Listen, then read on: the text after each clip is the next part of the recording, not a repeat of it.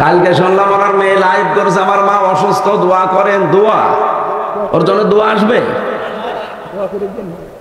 দোয়া করেই দেব, ওর জন্য আরো অসুস্থ। শয়তান মহিলা। আরে ভাই, আমার মতো একজন না, বিরোধীতে আমরা যারা ছিলাম হাজার হাজার মানুষকে এভাবে কষ্ট দিয়েছে।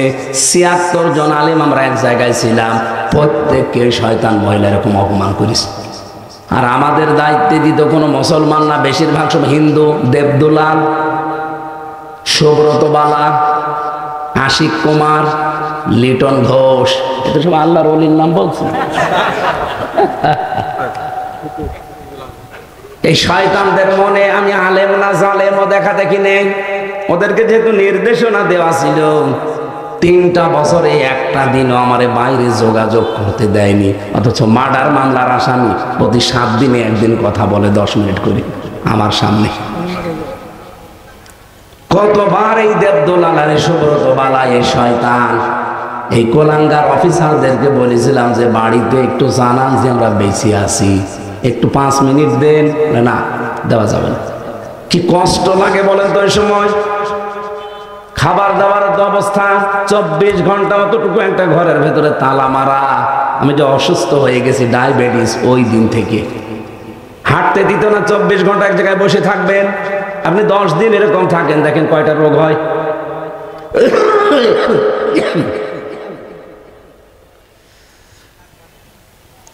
আমি এখান থেকে আপনাদের শিক্ষা দিতে চাই আয়াত দ্বারা।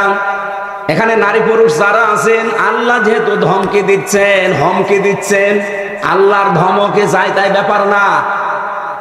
আল্লাহ এমনিতে সহসায় ধমক দেন না, কিছু কিছু মানুষকে আল্লাহ ধমক দিয়েছেন। তার ভেতরে এই 3 প্রকার মানুষ। ওয়াইলুল লিকুল্লি হুমাযাতিল লুমাযা, যারা সামনে পেছনে মানুষকে ছোট করার চিন্তায় থাকে, মানুষের গীবত করে, এর কথা ওর কাছে লাগায়, তালাতালি করে, নির্দোষ মানুষের উপর একটা দোষ চাপিয়ে নিজে ভালো সাজে। এই সংস্কৃতি বাংলাদেশে নেই। কত মানুষকে দেখছি নিজের দলে অন্যায় করে, অন্যায়টা যখন হয়ে যায় তখন বলে নিরপরাধ একটা মানুষের উপরে দোষটা চাপিয়ে দে, ওর নামে চালিয়ে দেওয়া, অসুবিধা নেই। আপনি জানেন এটা কত বড় অপরাধ। আল্লাহ বলেন আমি ধমক দিয়েছি এরকম মানুষকে, যারা নিজে অন্যায় করে অন্যের উপরে চাপিয়ে নিজে সাধু সাজে। এটা তো শুধু ধমক দিয়ে শেষ করিনি। আমায় ইয়াকসিব খাতিয়াতান আও ইসমান সুম্মা ইয়ারমি বিহি বারিআন ফাকাদ ইহতামালা বুহতানা ওয়া ইসমান মুবিনা। বলেন আল্লাহু আকবার। সূরা নিসা 5 নম্বর 12 15 নম্বর পৃষ্ঠা 12 নম্বর লাইনের 112 নম্বর আয়াতে আছে, বহু মানুষ দুনিয়ায় এমন আছে নিজে অন্যায় করে, অন্যায়টা যখন হয়ে যায়, একটা নিরপরাধ মানুষ যে কিছু জানে না তার মাথার উপরে দোষটা চাপিয়ে ওই লোকটা নিজে ভালো সাজে।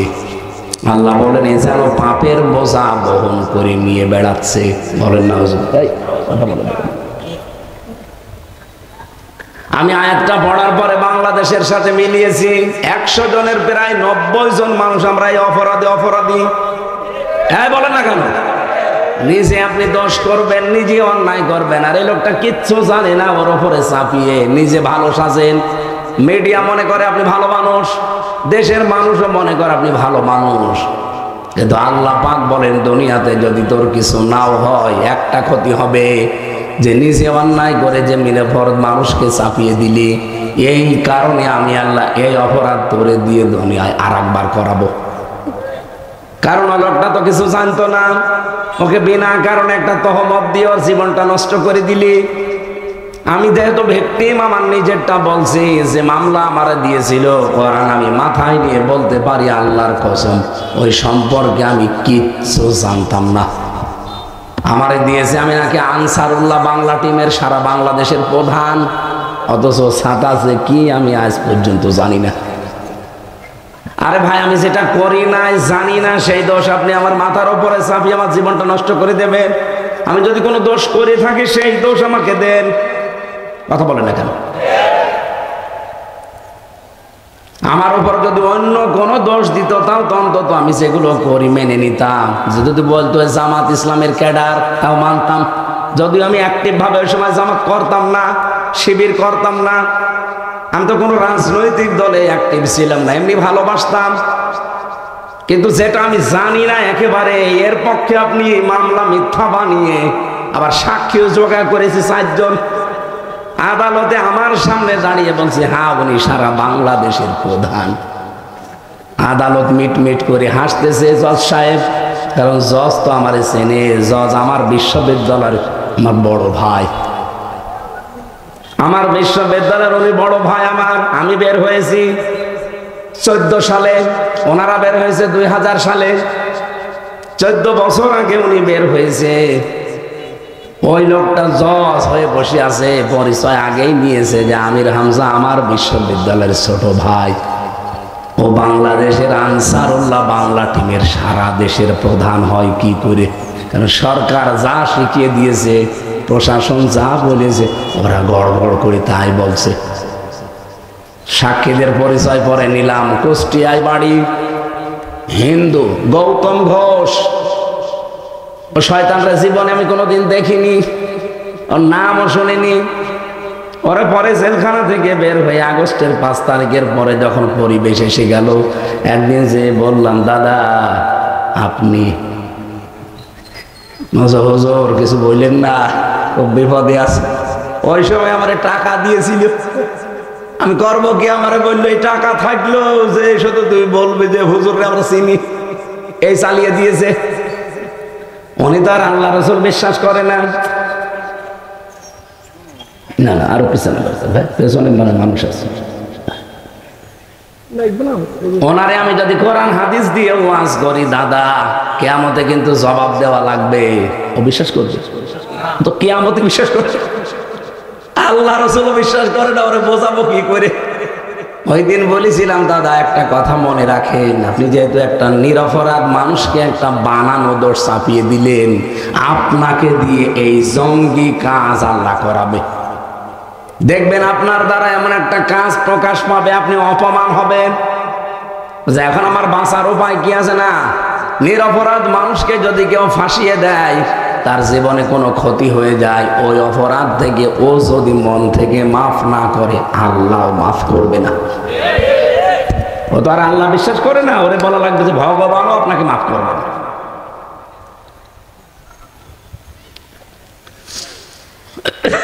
আমার এই ছোট্ট জীবনে সবচেয়ে বড় অভিজ্ঞতাগুলোর ভেতরে এইটা পেয়েছি। আমরা প্রায় 10,000 মানুষ ছিলাম জেলে, ওই শুধু 1-4টা জেলখানায়, গাজীপুরে, কাশিমপুরে। আমি যার সাথেই মিশতে পেরেছি, যতটুকু ঈদের দিন ছোট ছেড়ে দিত, আর সারা বছর তালা মারা। মাঝে মাঝে দেখা করতো অনেকে এসে, আমি দেখতাম 100 জনের প্রায় 60 জন তার মামলা সম্পর্কে কিচ্ছু জানে না, বিনা কারণে মিথ্যা মামলা দিয়ে, মিথ্যা সাক্ষী দিয়ে বছরের পর বছর তাকে জেলখানায় পচাচ্ছে। এ দৃশ্যকে আমি বানিয়ে বলছি? বলেন বলেন। এই যে আপনি গিবত শুরু করেন, মানুষের উপরে দোষ চাপিয়ে দেন, কাউকে ছোট করার জন্যে অথবা কারোর সাথে সম্পর্ক নষ্ট করার জন্য আপনি কথা তালাতালি করেন, এটা এত বড় অপরাধ আল্লাহর কাছে। আল্লাহ পাক বলেন, আমার মনে হয় আকাশটা ভেঙে ওর মাথার উপরে ফেলি। এমনকি আকাশ থেকে যে বৃষ্টি নাজিল হয়, এই গোনাটার কারণে আল্লাহ বৃষ্টি পর্যন্ত বন্ধ করে দেয়। মুসা নবীর জামানার একটা ঘটনা হাদিসে পড়ছিলাম, অনেক দিন পর্যন্ত বৃষ্টি বন্ধ ছিল, বৃষ্টি হয় না।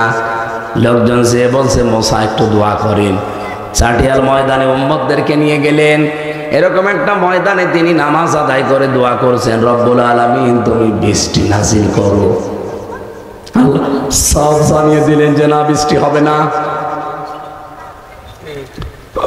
হযরতে মুসা আবেগপূর্ণ নবী ছিলেন, খালি কথা শুনলে প্রশ্ন করতেন। ডাক দিয়ে বলে, রব্বুল আলামিন বৃষ্টি হবে না মানে কি? কি বলেন? এগুলো নয় আমার উম্মত, আমার মায়া লাগে, কিন্তু এগুলো তো আপনার বান্দা, আপনার মায়া লাগে না। আল্লাহ বলেন, মায়া লাগে কিন্তু বৃষ্টি দেব না। বৃষ্টি দেওয়া না মানে দেওয়া লাগবে। বলে না দেব না, দেওয়া লাগবে। 2-3 বার যখন কথা বলার পর আল্লাহ পাক বলেন, মুসা বৃষ্টি দিতে পারি, কিন্তু তুমি যাদেরকে নিয়ে দোয়া করছিলে এর ভেতরে নামিমা, টালাটালি করা এরকম একটা লোক আছে। ও যতক্ষণ তোমার মোনাজাতে হাত তুলবে ততক্ষণ বৃষ্টি হবে না। আগে ওরে বের করা লাগবে, তারপরে দোয়া করো। মুসা নবী বলছে, আল্লাহ তুমি শুধু ওর নাম বলো, দেখো কি করি। না, আমি নিজেই নাম ধরে কথা বলতে নিষেধ করি, আর এখন আমি নিজেই নাম বলবো, তুমি ওরে ধরে অপমান করবো সবার সামনে, হবে না। তুমি যদি না বলো তে আমি তো আর মানুষের মনের খবর জানি না, আমি বলবো কি করে।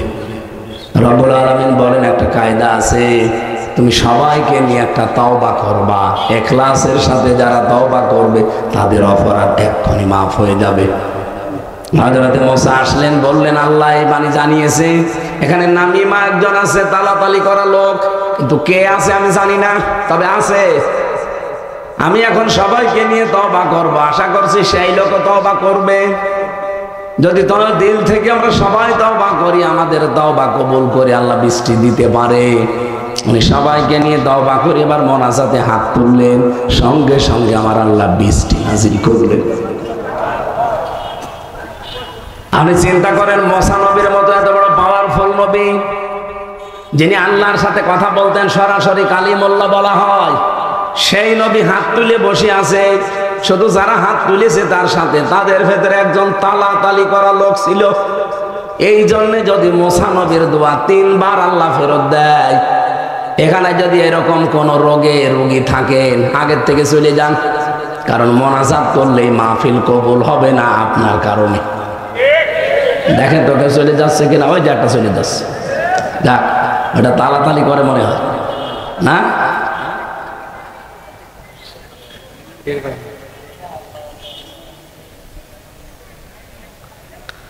আপনি কি এই গোনাটাকে ছোট মনে করছেন? কত বড় গোনা টের পাচ্ছেন? এর শাস্তি কি? আল্লাহ শাস্তির ধরন দিয়েছেন। আল্লাহ বলেন, কাল্লা লা ইউমবাদান্না ফিল হুতামা, কখনোই না। এই হমাজার লোমাজা যারা দুনিয়ায় করবে, সামনে পেছনে মানুষের গীবত করবে, পরনিন্দা করবে, পরচর্চা করবে, এর কথা ওর কাছে লাগাবে, মানুষকে সামনাসামনি অপমান করে, পেছনে পেছনে অপমান করে, এই মানুষগুলোর জন্য প্রথম শাস্তি আমি হোতামায় ফেলবো। কোথায় বলেন বলেন, হোতামা কি? আল্লাহ নিজে প্রশ্ন করছেন, ওমা আদরাকা মাল হুতামা। নবী আপনি জানেন হোতামা কি? যেহেতু নবীজি জানেন না, আল্লাহ জানাচ্ছেন এবার, নারুল্লাহিল মুকাদা, এটা আল্লাহর জ্বালানো আগুন। বগুড়াবাসী খুব খেয়াল করে দেখেন, আমি জাহান্নামের 100টা স্তরের কথা পড়েছি কোরআনে। আমরা অনেকে 7টা জানি, যে জাহান্নাম কয়টা? 7টা জানি, আমি 100টা পেয়েছি কোরআনে। জাহান্নামের স্তরগুলো 100টার উপরে আপনি কোন জাহান্নাম আল্লাহ জ্বালিয়েছেন এই কথা আমি পাইনি। কিন্তু এই কথা বলতে গিয়ে আল্লাহ বললেন, নারুল্লাহিল মুকাদা, এটা আল্লাহর জ্বালানো আগুন। তাহলে আল্লাহ নিজে জ্বালিয়েছে, কেমন হতে পারে? আল্লাহ পরিচয় দিচ্ছেন, আল্লাতী তাত্তালিউ আলাল আফইদা, এটা যেখানেই লাগবে শরীরের আগে কলিজা পুড়ে যাবে। আমার তো মনে হচ্ছে এই গুনাহ যেহেতু কম বেশি আমাদের সকলের ভেতরে আছে, এই যে নিন্দা করা, গীবত করা, এটা আমরা ছোটখাটো মনে করে করে যাচ্ছি। আল্লাহর এই বানানো জাহান্নামের হোতামার নিজের জ্বালানো আগুনে যদি একেবারে শরীরের কোনো নখও লাগে, সঙ্গে সঙ্গে কলিজা পুড়ে শেষ। ইন্নাহা আলাইহিম মুকসাদা, এই জাহান্নামের ভেতরে দেওয়ার পরে আল্লাহ উপরে ঢাকনা দিয়ে ঢেকে দেবে। দাদা যতই চিৎকার করেন, ভেতরে লম্বা লম্বা খুঁটি করা আছে, আগুনের খুঁটি, পেট মোড়া দিয়ে চিরদিনের মতো বেঁধে রাখবে। দৃশ্যটা যদি শুধু কাফেরদের জন্য হতো আমি বলতাম না, এগুলো যেহেতু আমাদের জীবনে ঘটতেছে সামনে, এখনই আমরা পরিবর্তন হব। দুনিয়া একদিকে যাক, আমি গীবত করব না। মেয়েদের ভেতরে স্বভাব বেশি, এক কথা বলছেন, সম্মানিত মা বোনেরা, শুধু নামাজ পড়া, রোজা রাখার, কালো বোরকা পরা ইবাদত না, নিজের চরিত্রকে সংশোধন করবেন যে দুনিয়ায় একদিকে চলে যাক, আমি অন্তত কারো বদনাম করব না, গীবত আমার দ্বারা হবে না। নবীজি বলেন গীবত যদি কেউ করে সে যেন মরা ভাইয়ের গোশত খায়। ইমাম আবু হানিফা রহমতুল্লাহ আলাইহি তার জামানায় একজন লোক এসেছে, হঠাৎ মুখ দিয়ে কথা বললেই পচা গোশতের গন্ধ বের হয়। দুর্গন্ধ টের পেয়ে তিনি বললেন, আল্লাহর বান্দা পচা গোশত খেয়েছেন? বলে না তো, আমি আজ এক সপ্তাহ গোশত জাতীয় কিছু খাইনি। ইমাম আবু হানিফা বললেন, না অবশ্যই আপনি খেয়েছেন, না তো আপনার মুখ দিয়ে পচা মাংসের গন্ধ আসতো না। লোকটা বলে, হ্যাঁ আমি আজকে এমন একটা গোশত খেয়েছি যেটা না খেয়েও খাওয়া হয়, আমার এক ভাইয়ের বদনাম করেছিলাম আমি। ইমাম আবু হানিফা বললেন, আল্লাহর বান্দা এইটাই আমার আল্লাহ তোমার মুখ দিয়ে বের করছে। এরা যদি সত্যি এখন এই দৃশ্যগুলো আমরা দেখতে পেতাম, এখানে বহু মানুষের মুখের কাছে দাঁড়ানো যেত না। বলেন, আমার জীবনের অন্যান্য দিনগুলো যাই হোক, এই 7 দিন আমি কোরআন শরীফ সামনে নিয়ে গ্যারান্টি দিতে পারি, এই 7 দিনই আমার দ্বারা কোনো গীবত হয়নি। কারণ এই 7 দিন দিনের বেলা 24 ঘন্টা আমি কোনো কথা বলিনি। আমার কথা বের হইতো না, কথা বলবো কি করে?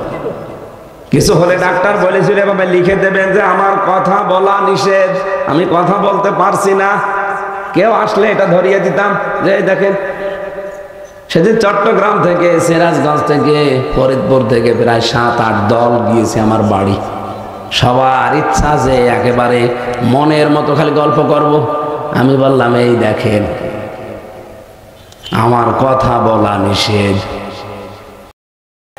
প্রত্যেক খাবারের সাথে তেঁতুল মিশিয়ে দিয়ে দিয়ে আমার কণ্ঠটা শেষ করে দিয়েছে, স্লো পয়জন দিয়ে আমার শরীরটাও শেষ করে দিয়েছে। এখন স্বাভাবিক হতে অনেক সময় লাগবে, সেই সময় তো আপনারা দিতে রাজি না। আসেন হুজুর মরিয়ে যান, তাও আমাদের ওয়াজ করে। আমি তো মরিয়ে যদি যাই, যে গরু দিয়ে চাষ করে খাবে, গরুই যদি মরে যায় তো কি দিয়ে চাষ করবে? এই জন্য কিছুদিন বেঁচে থাকা দরকার না? যতটুকু আল্লাহ দিয়েছে আমার ভেতরে এলেম বা জ্ঞান যেটা আছে, এটা যেন ইখলাস নিয়ে সততার সাথে প্রচার করতে পারি। আজকে আমি ঘন্টাখানিক কথা বলতে চাচ্ছি একটা গুরুত্বপূর্ণ সাবজেক্টের উপরে। আল্লাহ আমাকে বলার, আপনাদের শোনার মতো ধৈর্য এবং সহ্য দান করেন, আমি এটা এখন আর দিয়ে কি হবে, এ তো বলা হয়েই গেল, এখন আর লাগবে না। যেহেতু কোরআনে কারীম অন্য ধর্মের ধর্মীয় গ্রন্থের মতো না, আমি পৃথিবীর 4500 ধর্মীয় গ্রন্থের একটা ঠিকানা পড়েছিলাম। 4500। এটা আমেরিকার একটা জায়গায় একটা কনফারেন্সে আমি দেখেছিলাম।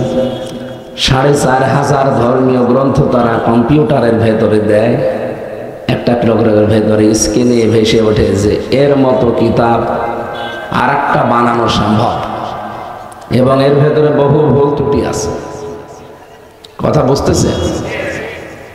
4500, একটা দুইটা না।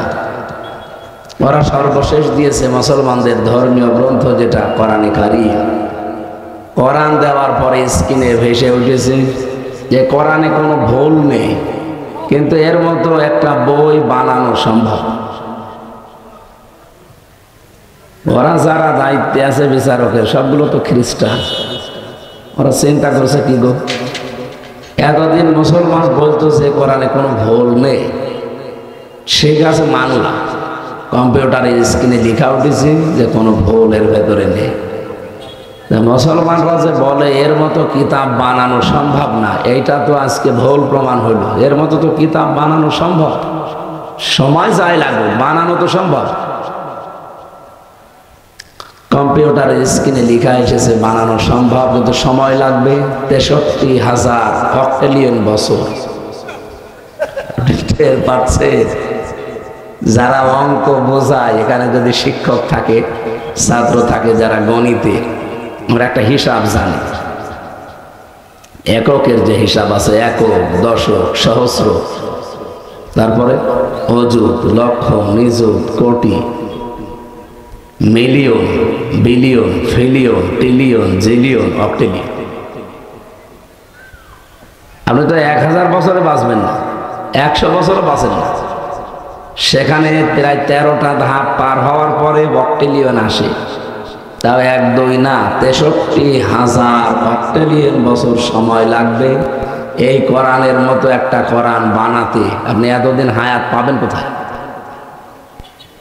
আপনি তো 14 বংশ মিলেও এত হায়াত হবে না। হবে? 14 বংশ মিলে খুব বেশি হলেও 9 10 বা 1000 বছর আপনি পাবেন। সেখানে 63,000 অক্টিলিয়ন বছর, এটা কিয়ামতের আগে আর সম্ভব না।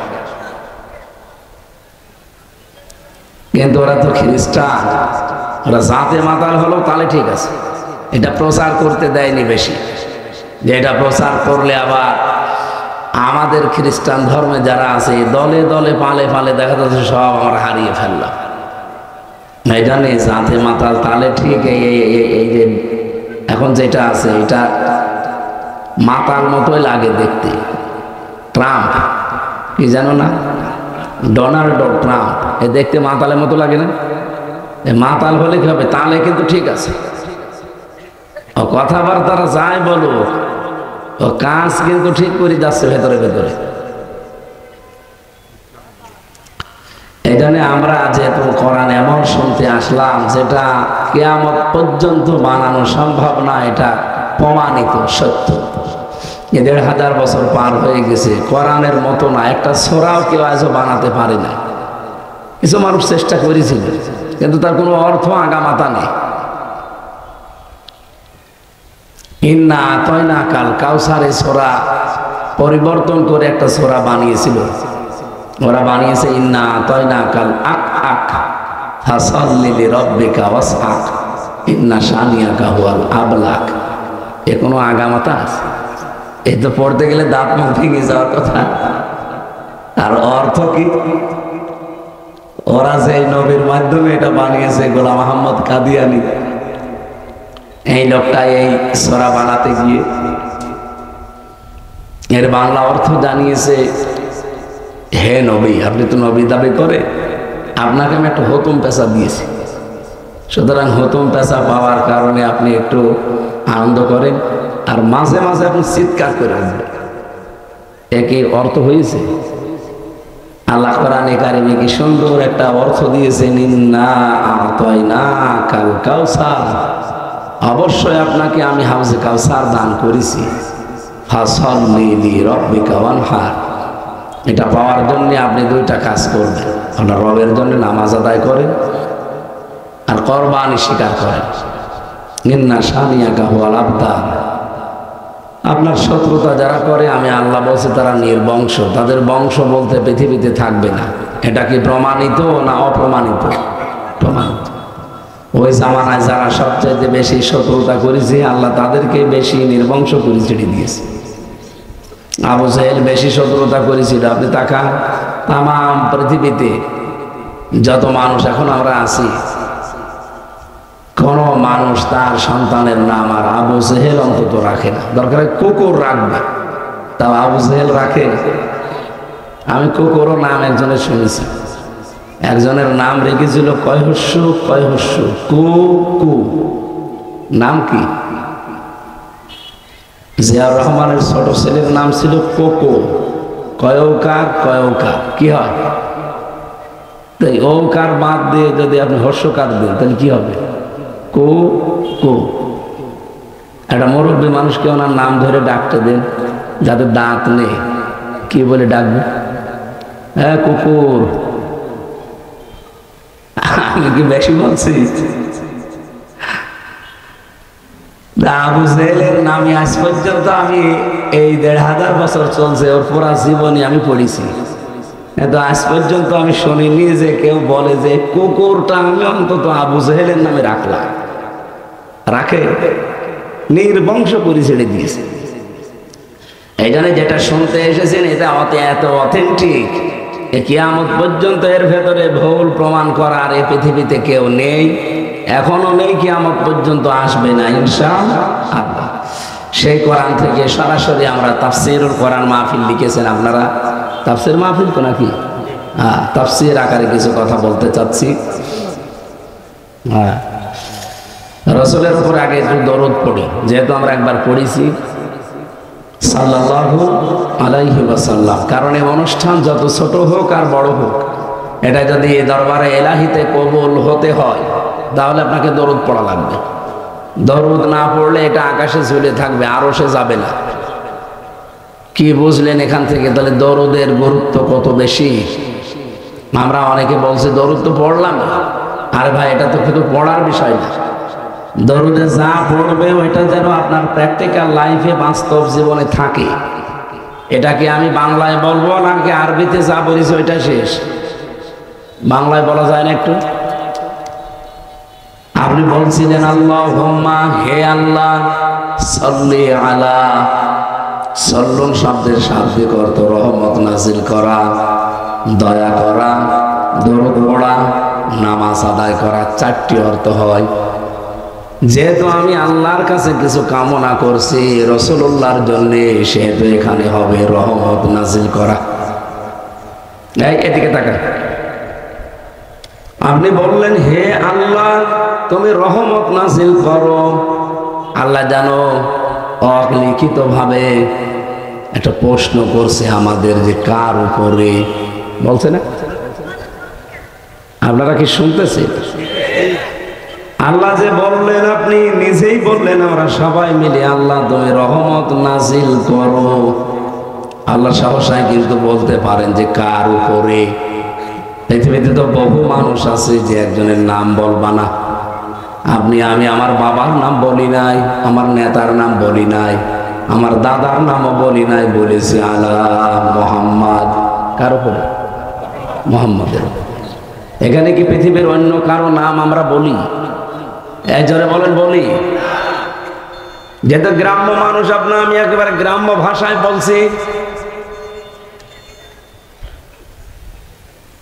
আপনি নিজে থেকে সবাই মিলে আমরা এক বাক্যে স্বীকার করলাম আল্লাহর কাছে, আল্লাহ যার উপরে রহমত নাজিল করার কথা বলছি উনি আর কেউ না, আলা মুহাম্মদ, মুহাম্মদের উপরে।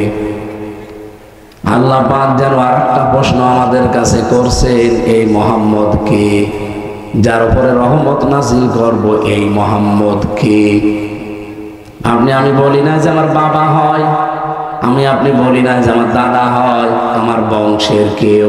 বলিস কি বললাম? ওটা থামান।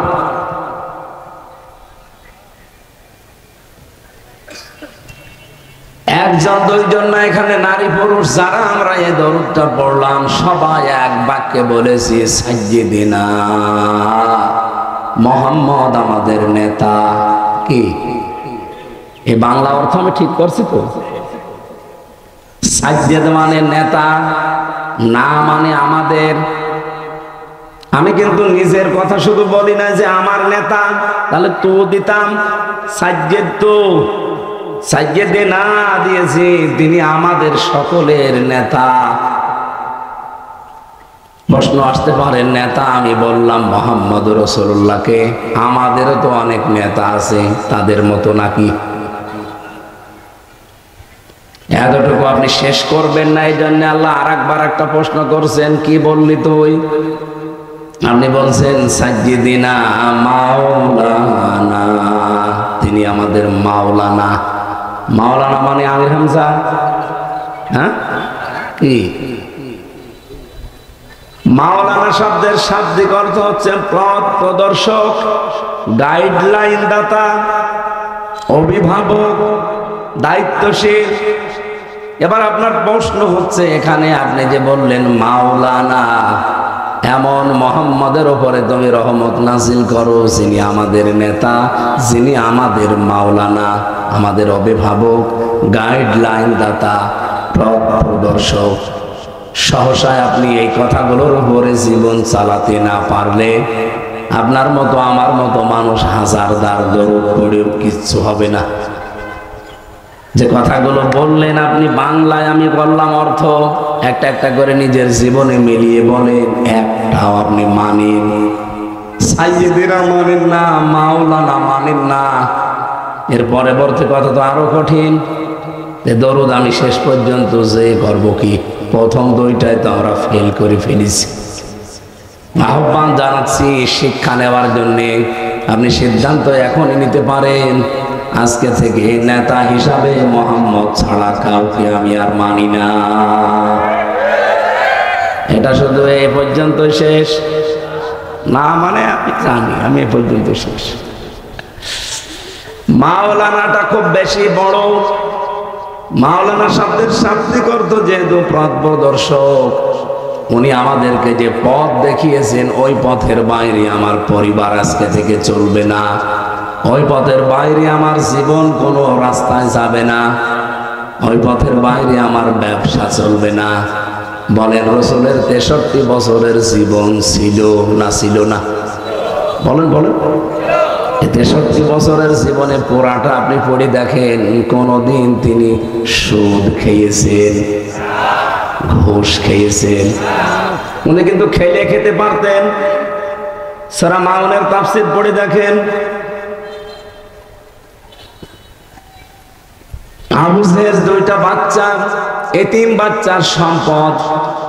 তার বাবা ইন্তেকালের আগে আবু জেহেলের কাছে, যেহেতু সে নেতা ছিল ওই দেশের এবং দেশের দায়িত্বে ছিল, এই লোকটা ডাক দিয়ে বলছে, নেতা আপনার কাছে আমার সম্পদগুলো রেখে গেলাম, আমার এই 2টা এতিম ছেলে বড় হয়ে গেলে ফেরত দিয়ে দেবেন। বলছে ঠিক আছে।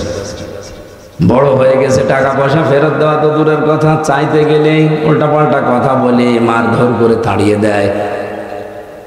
নবীজি কাবা শরীফে যাচ্ছিলেন, হঠাৎ দেখলেন 2টা এতিম রাস্তার পাশে কাঁদতেছে। ডাক দিয়ে বললেন কি হয়েছে? পুরা ঘটনা শোনার পরে বললেন চলো। আবু জেহেলের বাড়িতে গেলেন, ডাক দিয়ে বললেন চাচা, এই 2টা ছেলের সম্পদ ওর বাবা রেখে গিয়েছিল আপনার কাছে, ফেরত দিয়ে দেন। আবু জেহেল একটা কথাও বলে নাই, বলছে মোহাম্মদ একটু দাঁড়াও, আমি সম্পদ যা আছে হিসাব করে ওদের ফেরত দিয়ে দেই। দিয়ে দিলেন, চলে গেল। আশপাশে যারা দাঁড়িয়েছিল চামচা ডাক দিয়ে বলছে, নেতা আপনি কিছুই বললেন না, আপনি ইশারা দিলেও তো মোহাম্মদকে ফিরে যেতে দিতাম না, আপনি তো কিছু না বলে সম্পদগুলো সব দিয়ে দিলেন। কয়েকবার কয়ের আগে এসেছিলেন বাচ্চারা, কিছুই তো দেননি, আরো মারধর করে তাড়িয়েছেন। সূরা মাউন তাফসীরে মুফাসসির লেখেন, আবু জেহেল ওই দিন বলেছে, চামচারা আমি যা দেখি তোমরা দেখতে পাও না। মোহাম্মদ যখন এই 3 বাচ্চাটার পক্ষ নিয়ে আমার কাছে এসে শুধু বলল চাচা সম্পদগুলো দিয়ে দেন, এ কথার সঙ্গে সঙ্গে দেখি 2 দিকে 2টা বাঘ হা করে আছে।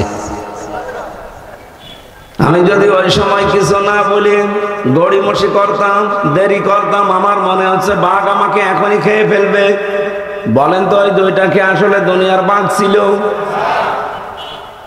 এখান থেকে কি পেলেন? যদি আপনি সত্যি ন্যায় নিষ্ঠা সত্যের পক্ষে, মাজলুমের পক্ষে দাঁড়িয়ে যেতে পারেন একনিষ্ঠভাবে, ইখলাসের সাথে, আপনার সাথে আমার আল্লাহ কিছু না কিছু অবশ্যই পাঠিয়ে সাহায্য করবে। আজ বাংলাদেশে যদি আমরা এটা করতে পারতাম, এই দেশে চাঁদাবাজি হতো না। একজন মানুষকে সামনাসামনি ধরে নিয়ে পিটাচ্ছে, মারছে, পাথর দিয়ে মেরে ফেলছে, কিছুই বলার নেই। আর কিছু বলার নেই মানে আপনি যে নামাজ আদায় করেন, আল্লাহ রসুলে বিশ্বাস করেন, সবাই মিলে দল মত বাদ দিয়ে যদি ওই জায়গায় একভাবে মানব প্রাচীর হয়ে দাঁড়িয়ে যাওয়া যায়, শুধু আমরা 8-10 জন না, আমাদের সাথে আমার আল্লাহ ফেরেশতাও পাঠাবে। এটা বাংলাদেশে যদি আমরা কায়েম করতে পারতাম, এই 1 বছর 2 মাস চলছে, আমার মনে হয় দেশের বদনাম বাইরের দেশে এত ছড়াতো না। বাইরে যাওয়া যাচ্ছে না, আমি তো বেশিরভাগই বাইরের দেশগুলোতে ঘুরি, যা অবস্থা, কান ঝালাফালা হয়ে যায় কথা উল্টা পাল্টা শুনতে। অথচ সেই জন্মের পর থেকে সূরা মাউন আমরা পড়ে যাচ্ছি, এখান থেকে এখনো পর্যন্ত কিছুই নিতে পারিনি। নবীজি ছেলে 2টাকে সম্পদ সহ নিয়ে আসলেন। কিছু দূর আসার পর বললেন তোমাদের বাড়িতে চলে যাও। ইতিহাসের কিতাবে লেখা আছে, ছেলে দুইটা কিছু সম্পদ নিয়ে রাসূলুল্লাহকে বলেছিল, হে আল্লাহর নবী, এগুলো আপনি নিন, কারণ আমরা তো আদায় করতে পারি নাই। আদায় যদি করতে পারতাম এতদিন ঘোরাতো না। আপনি একবারে যখন আমাদের আদায় করে দিলেন, অন্তত এইগুলো রাখেন। বিশ্বনবী জানিয়েছেন, সন্তানেরা, পৃথিবীতে আল্লাহ আমাকে ঘুষ নেওয়ার জন্য পাঠান নাই। আমার মনে হয় এই হাদিস থেকে কয়েকটা বিষয় শিক্ষা নেওয়া যায়। এখানে কয়েকটা লিসন আছে। আমরা যদি এরকম এলাকার কোনো মাতুব্বর মেম্বার, এলাকার কোনো মোড়লকে ধরতাম, সে আমার এটা আদায় করে দেন, ও যদি আদায় করেও দিত, বলতো আমার জন্য কতটুকু। এটা তো বগুড়ায় নেই, অন্য জেলায় আছে। ও বলতো আমার জন্য কি আছে বলো, 10 লাখ টাকা আমি আদায় করে দেব, আমার কিন্তু 2 লাখ ভাগে রাখা লাগবে। আপনি যে পথ প্রদর্শক হিসাবে মাওলানা বললেন রাসূলুল্লাহকে, কি মাওলানা মানেন?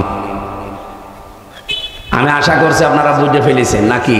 হ্যাঁ, আমার আর দরকার নেই। এইভাবে দরুদ পড়ার দরকার ছিল। যদি এগুলো মেনে নিয়ে দরুদ পড়তেন, একবার দরুদ পড়লে মান সাল্লা আলাইয়া ওয়াহিদান সাল্লাল্লাহু আলাইহি আশরা, কেউ যদি একবার দরুদ পড়ে আমার উপরে, তার উপরে আল্লাহর রহমতের দৃষ্টি নাজিল হয় কয়বার? 10 বার। এই দরুদ সেইটা। আপনার মাওলানা ঠিক নেই, সাইয়েদিনা ঠিক নেই, আপনি আন্দাজে খালি পড়িয়েই যাচ্ছেন, ইয়া নবী।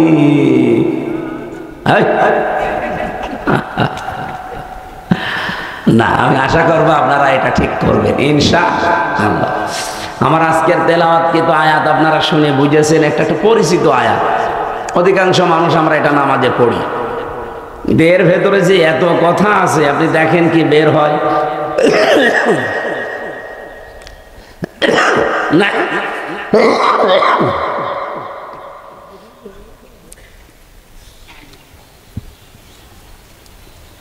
সূরার নাম সূরা হুমাযা। আমরা অনেকে মনে করি হুমাযা মনে হয় কারো নাম।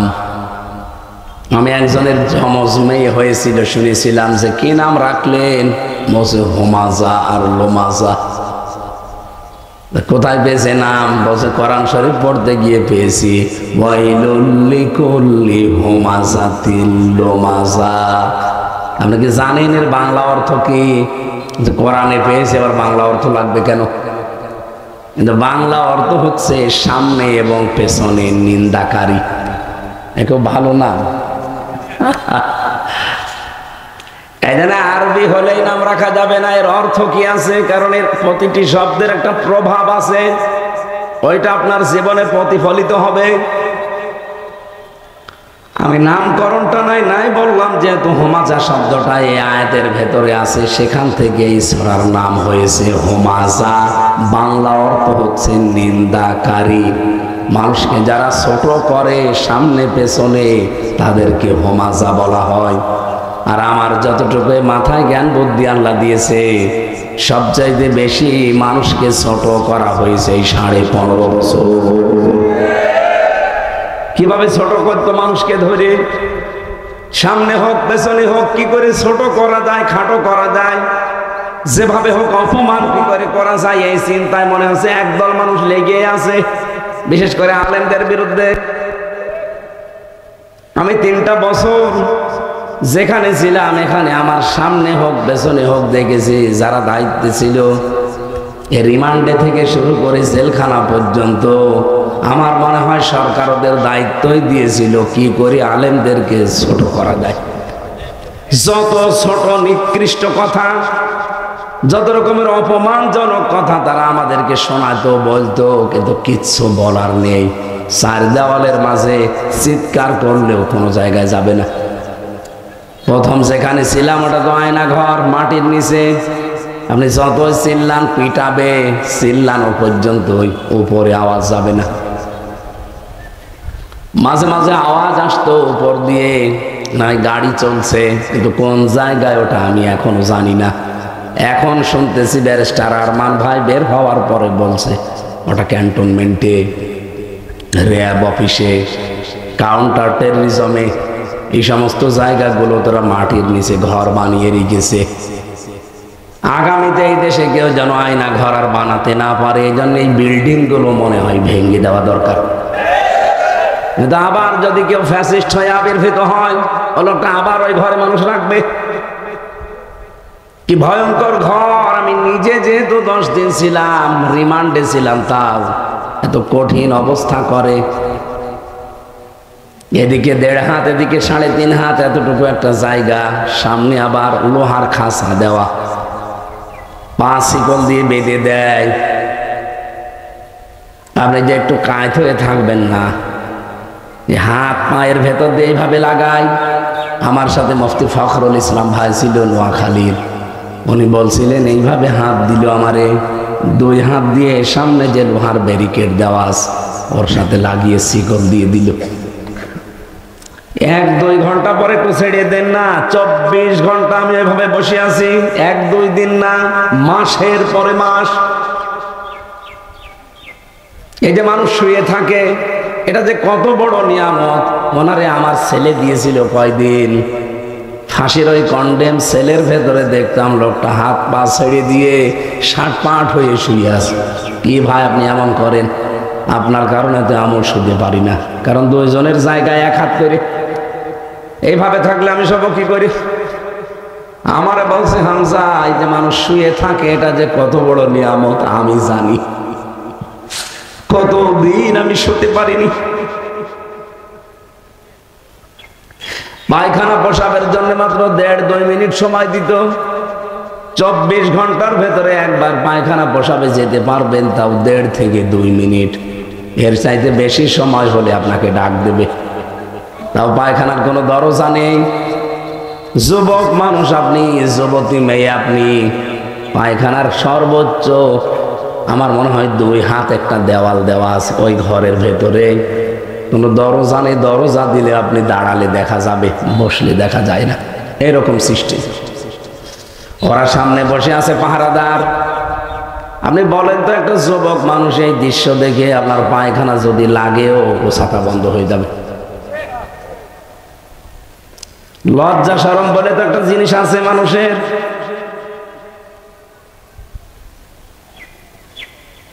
সকালবেলা 1 মুঠ খাবার দিয়ে যেত, কয়েকটা ছোলা দিত।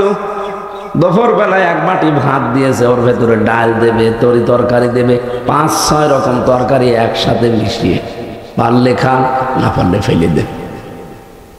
কিছু কিছু দিন ভাত পেয়েছিলাম, ভাত না, মনে হচ্ছে ভাতের ভেতরে পোকা কিলবিল করছে। বছরের পর বছর পড়ে থাকে এরকম চাউল গোডাউনে, সেখান থেকে ওরা নিয়ে আসে।